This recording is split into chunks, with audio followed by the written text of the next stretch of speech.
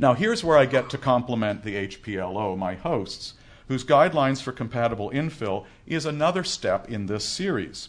Like the Nantucket document, the HPLO guidelines try to root preservation policies in the specific history and character of the places under protection. Here are what I see as the most important aspects of this document. First, it recognizes that its precepts do differ from the current Secretary's standards and some preservation theories, and it tries to overcome those limitations when applied to the management of a historic district. Quote, "These requirements imply that a modern or postmodern approach is best for additions on historic structures, an interpretation with which the HPLO does not agree. Though there is no Secretary of Interior standard for compatible infill, it has often been assumed that new construction in Oregon's historic districts must also be differentiated, with widely different ideas of what differentiated means." Unquote. As we saw, the Park Service has stated the term differentiated neither mandates nor precludes any style, and that differentiation can be subtle.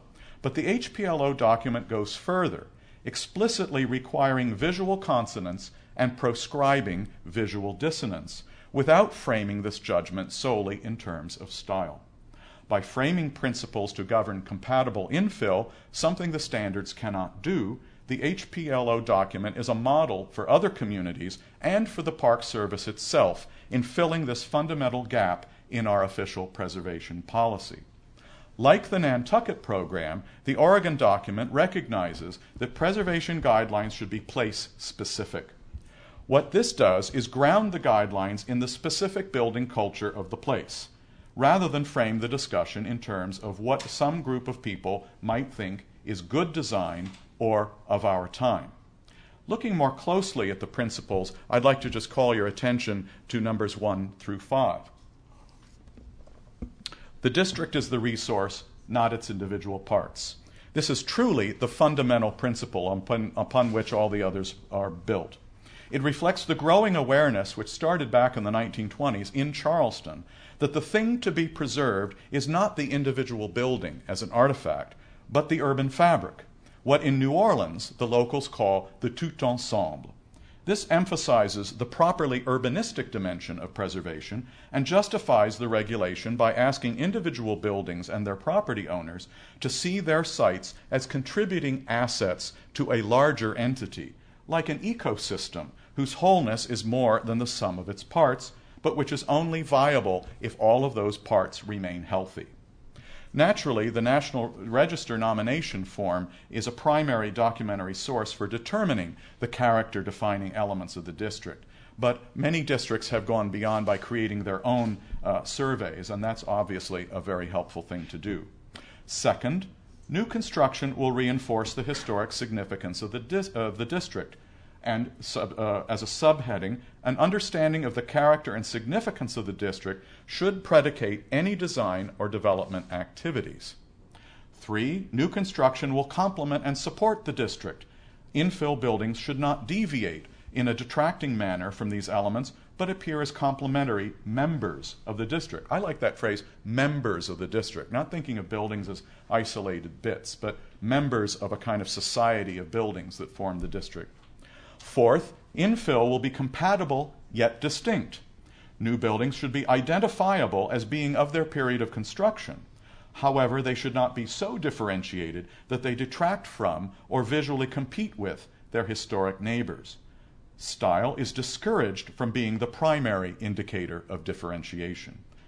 Other means of differentiation may include materials, construction methods, and, oh, I like this, signage. You can actually put up a sign that says this building was built in 1898, and the one next door says this building was built in 2012. No one needs to be confused. Number 5, the exterior envelope and patterning of new buildings will reflect district characteristics. By the way, a little piece of advice here. Be careful of that word reflect.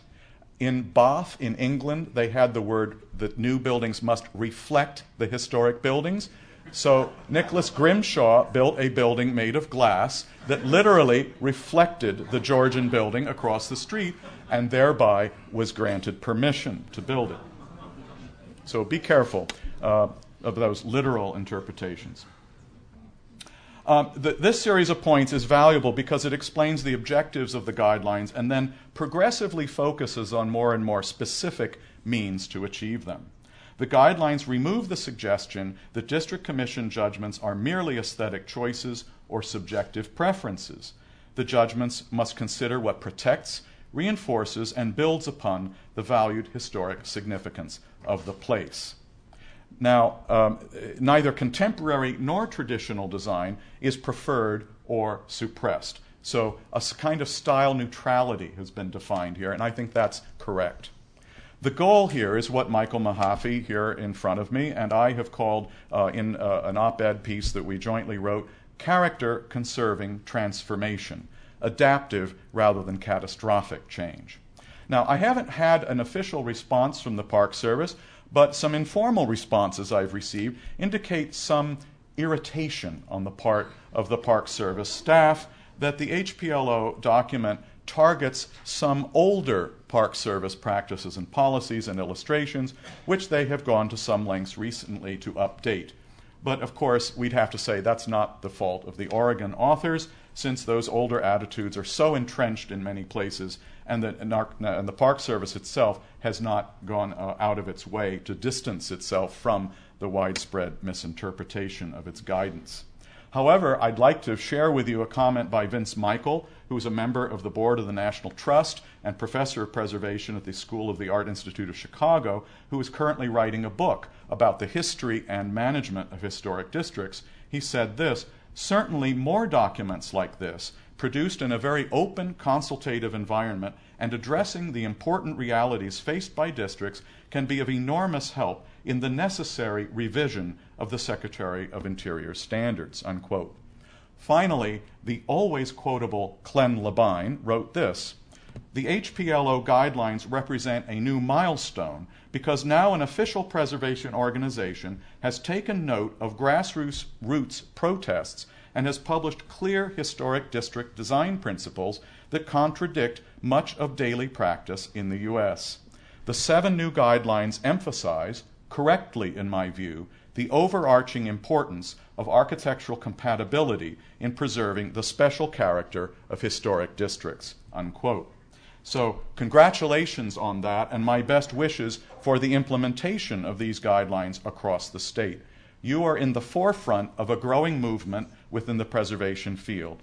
It may be that the Secretary's standards do need to be rewritten, but even if they are not, the HPLO guidelines are a valuable and necessary supplement to them for a more comprehensive conservation ethic for historic places.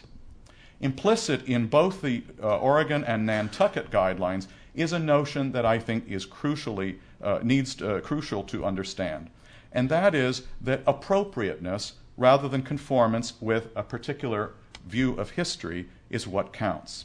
In my view, the appropriate is the fitting and the exemplary. The fitting, it's simple, it's what fits. Not necessarily only repeating what is already there, but adding to it only what will be harmonious. The exemplary is what sets a good example for others to follow after us.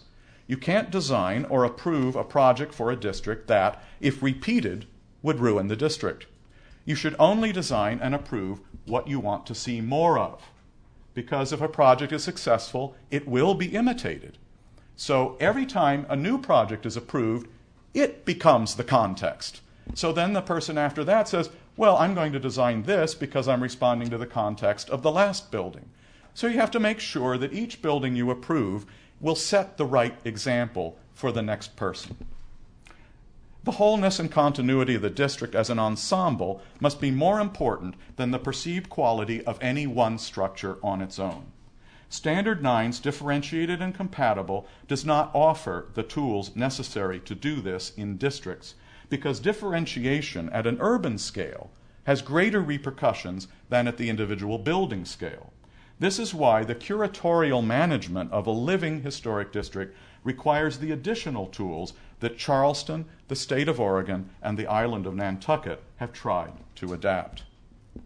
In closing, I'd like to propose a general proposition that goes to the heart of our conservation thinking, and that is simply this. no preservation policy should be enacted under which the resources it aims to protect could not have been legally built.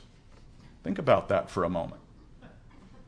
Any regulation that would have precluded the process by which the site became what it is today, or that would prevent it from continuing to evolve on the same lines, is self-contradictory. Imagine the Parthenon in Athens, the Louvre in Paris, or the United States Capitol in Washington, D.C., if the current narrow interpretations of Standards 3 and 9 had been in effect throughout their history. How would each of these look today, for example, if it had been required that every new piece of construction added to the historic fabric register a completely different style of architecture? For example, the Parthenon that we see today was built on the site of an earlier temple destroyed in the Persian Wars 30 years earlier in the same style. The Louvre in Paris evolved over about 400 years without changing its style, the U.S. Capitol in about 200 years. And by the time the dome, the Walters Dome, was finished in 1865, it was the most not of our time building in the country. With few exceptions, such as sites of overwhelming historic or artistic importance, which no one would want to alter, our policies should allow our ordinary historic buildings and cities to continue to grow and change in ways consistent with the processes that made them what they are. We want them to become even more themselves, and at the same time to sustain the building cultures that produced them and that are capable of maintaining them over the long term. Only then will we truly be ensuring a future for the valued parts of our past. Thank you very much.